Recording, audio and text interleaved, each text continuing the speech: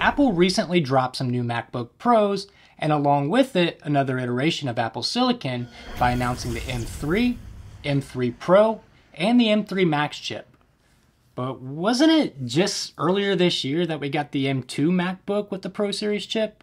So why the quick turnaround? And what's all the hype about? There's only one way to get to the bottom of these questions, so I decided to pick one up myself.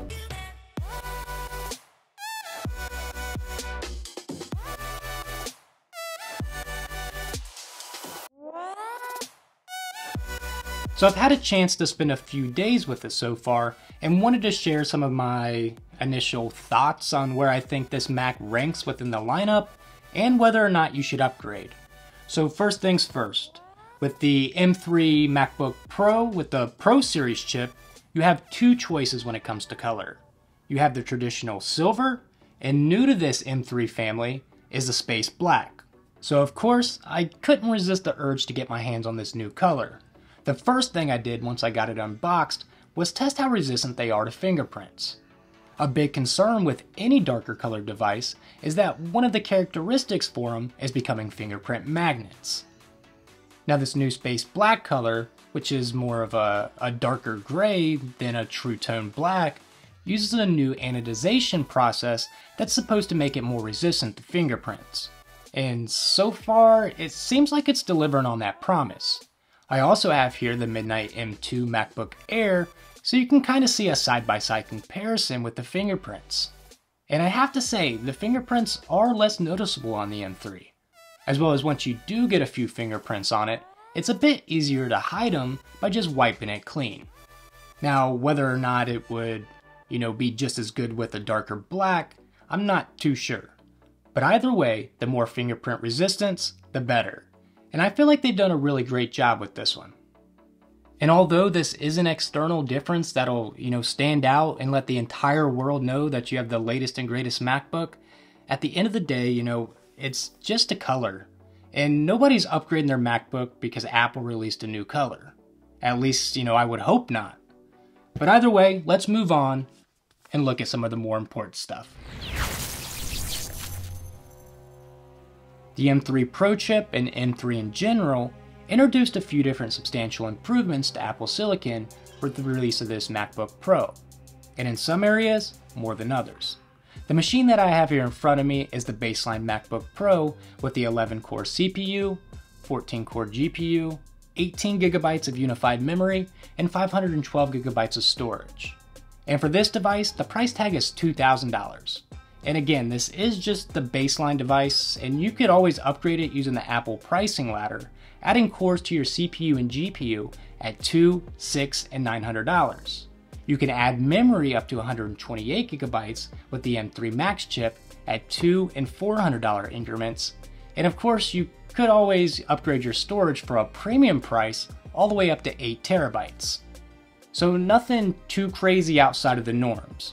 Being able to go all the way up to 128 gigs of RAM this year is new, but personally, I don't think I'd ever have a use case where I would justify getting that much. But the chip itself, the M3 Pro chip, is lightning fast, and it uses the new 3nm process that was introduced in the iPhone 15 Pro's A17 chip. And I do notice a difference coming over from the M2 base MacBook Air. But the M2 Pro chip, well, that one was really fast as well. Probably so much that I wouldn't be able to tell if I was coming over from that model. And the reason behind that is that M3 Pro only has 6 high-performance cores and 6 efficiency cores, while the M2 Pro has 8 high-performance cores and 4 efficiency cores.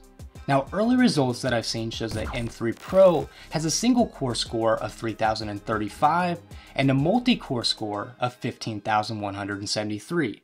And if these scores are accurate, the M3 Pro is up to 14% faster than M2 Pro in terms of single core performance, but only up to 6% faster in terms of multi-core performance. And for the most part, I think that's what we saw during the keynote, Apple comparing the M3 to the M1 MacBook Pros the majority of the time.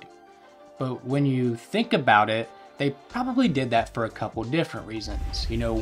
Maybe they didn't want customers who purchased the M2 MacBook Pro just a short few months ago to have buyer's remorse, or it could be something as simple as, during their brainstorm workshops, they found it would be easier to convince M1 users to upgrade versus M2 users.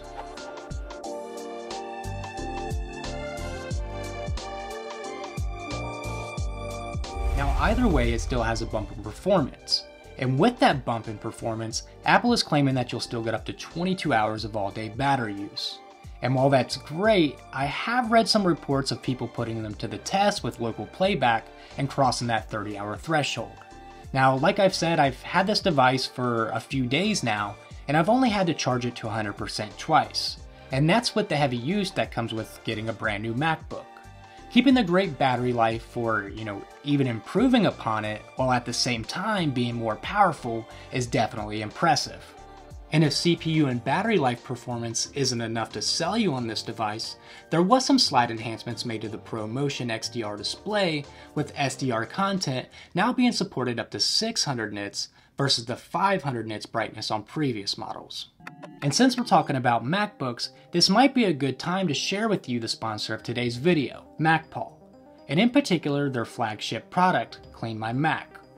Over time, your device's RAM can become filled with temporary files, background processes, and other data that you may not need or want. Clean My Mac is a one-stop shop to get your computer back to running like it did the day you bought it.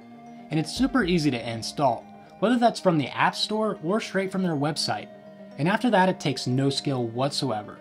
Just let the app do all the work and the results speak for themselves. And with multiple different subscription plans, they have one that works with every budget. To learn more or to try it out, check out one of the links in the description. The GPU on M3 also makes some strides in performance and efficiency.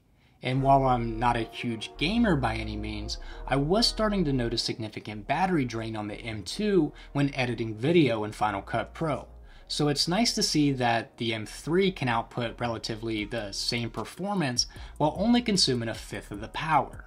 And along with hardware accelerated ray tracing and built-in mesh shading, the GPU for the M3 family also features dynamic caching. Now, I did have to do a little bit of research on this one and figure out a little bit how it works, but for all intents and purposes, in a nutshell, dynamic caching allows the M3 chips to only use the precise amount of memory that a particular task needs at any given moment. Instead of predicting how much memory it might need for future tasks, it'll free all that up. So for things like gaming, video editing, or anything really with heavy graphics rendering, you should see an overall increase in performance and a decrease in how much memory is actually being used.